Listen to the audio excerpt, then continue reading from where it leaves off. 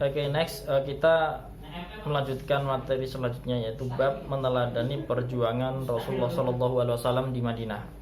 Nah, Rasulullah berhijrah dari kota Makkah ke Madinah. Nama Madinah sendiri itu berarti kota, ya, kota. Kota Madinah atau Madinah mempunyai beberapa sebutan atau julukan. Madinah Al-Munawwarah, ada Madinah At-Thaibah. At-Thaibah artinya indah, kota Madinah yang indah. Ada Madinah Al-Munawwarah. Munawwarah artinya bercahaya, bersinar. Tentu hal tersebut karena adanya sang Nabi, tentu karena adanya sang cahaya, yaitu Nabi Muhammad SAW, makhluk yang paling indah, baginda Nabi Muhammad SAW. Yaitu julukan untuk kota Madinah Thaibah atau Madinah Al-Munawwarah. Sebelum Nabi Muhammad hijrah ke Madinah, dulu tidak ada nama Madinah. Dahulu sebutannya adalah kota Yathrib. Para sahabat Nabi Muhammad SAW yang ikut berhijrah bersama Nabi Muhammad, siapa mereka? Sebutannya adalah sahabat muhajirin. Kalau sahabat yang berada di kota Madinah menyambut dan menolong Nabi Muhammad, juga sahabat-sahabat yang berhijrah, itu namanya adalah sahabat Ansor.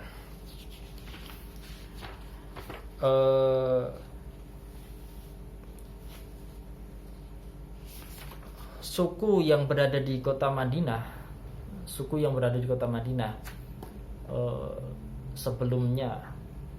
sebelum hijrahnya Nabi Muhammad, itu ada beberapa suku. Di antaranya ada suku Aus dan juga suku Khazraj. Saya pernah terjadi pertikaian antara kedua suku tersebut. Itu suku yang sudah menduduki kota Madinah dari semenjak sebelum hijrahnya Nabi Muhammad SAW. Kedua suku tersebut datang dari kota Yaman. Nah, Rasulullah SAW ketika sampai di kota Madinah, beliau tentu tujuannya bukan tamasya, bukan juga touring, tapi beliau tujuannya untuk berdakwah, untuk mengembangkan Islam gitu. Nabi Muhammad ketika sesampainya di kota Madinah, beliau punya strategi dakwah, dan strategi ini berbeda dengan strategi yang dilaksanakan Rasulullah ketika beliau mendakwahkan Islam di kota Mekah. Dulu ketika Mekah, masih ingat ya, kalau Nabi Muhammad masih berada di Mekah, cara dakwahnya Nabi Muhammad adalah lebih menekankan tentang ketauhidan, lebih menekankan tentang mengenalkan manusia-manusia, hamba-hamba ini kepada Sang Khalik, Sang Pencipta, yaitu Allah SWT. Tapi ketika sampainya di Madinah, beliau lebih menekankan atau mengajarkan tentang tatanan aspek kehidupan manusia,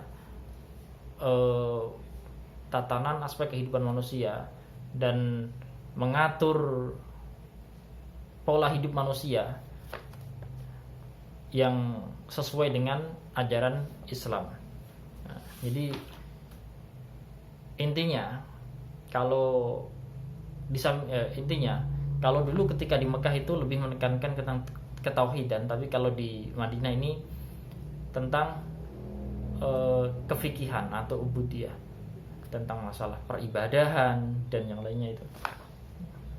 Jadi Nabi Muhammad SAW lebih menekankan tentang menata dan membangun aspek kehidupan masyarakat sesuai dengan syariat Islam.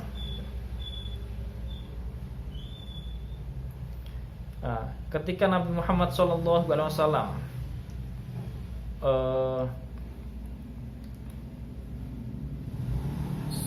sampai di Madinah, melaksanakan metode dakwahnya seperti tadi. Nah, juga termasuk upaya Nabi Muhammad SAW dalam strategi dakwahnya. Itu pertama,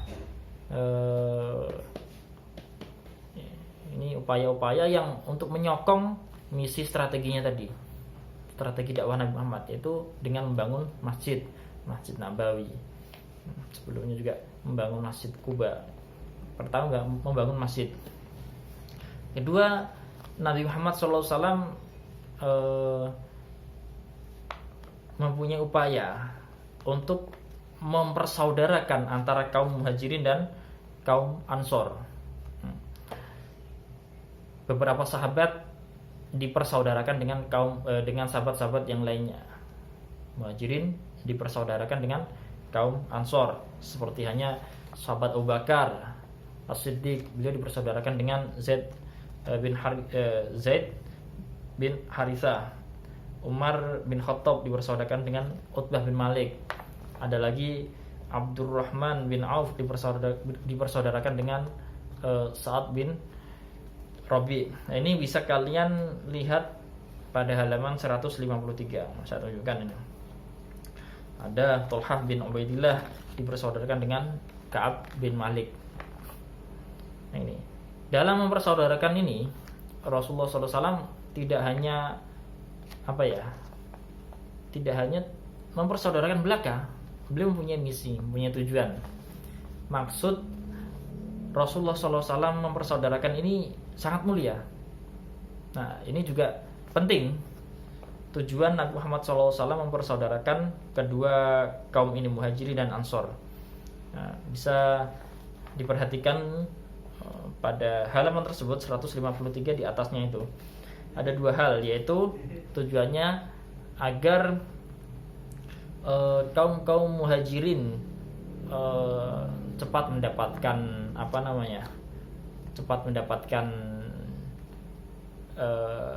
hal-hal yang mereka tidak milikinya, yang sudah hal-hal yang mereka tidak memilikinya, yang mereka tinggalkan milik mereka di kota Makkah, agar kaum Muhajirin segera mendapatkan sesuatu yang mereka miliki, yang telah mereka tinggalkan di Mekah. Jadi mereka kaum Ansor, dikatakan Ansor dari kata Nasoro itu ya karena mereka membantu, menolong kaum Muhajirin, berbagi apa yang mereka miliki kepada kaum Muhajirin. Yang kedua adalah supaya saling mengenal antara kaum Muhajirin dan kaum Ansor. Kalau sudah kenal, saling saling menyayangi gitu. Saling menyayangi, terdapat kedamaian. Kalau sudah saling sayang, terdapat persatuan yang kuat, sehingga nanti Islam bisa cepat berkembang dan juga kokoh dan berkembang. Nah, dari hijrahnya Nabi Muhammad SAW ini ada hikmahnya. Ini bisa kalian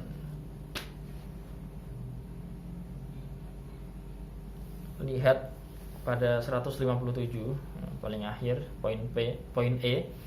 Nah, hikmah perjuangan dakwah Rasulullah SAW.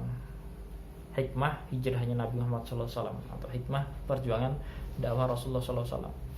Ya. Ini menunjukkan kegigihan Nabi Muhammad mendakwahkan Islam, mengedepankan dakwah Islam, untuk mengadakan ukhuwah Islamiyah. Terdapat kekompakan antara satu sahabat dengan sahabat yang lainnya. Tegasnya Nabi Muhammad SAW dalam mengambil keputusan. Ini hikmah-hikmah dalam berhijrahnya Nabi Muhammad SAW atau dalam perjuangan Nabi Muhammad SAW.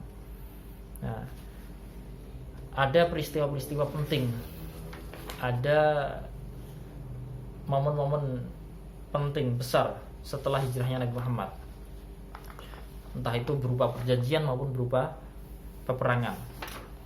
Di antaranya adalah yang pertama Perang Badar.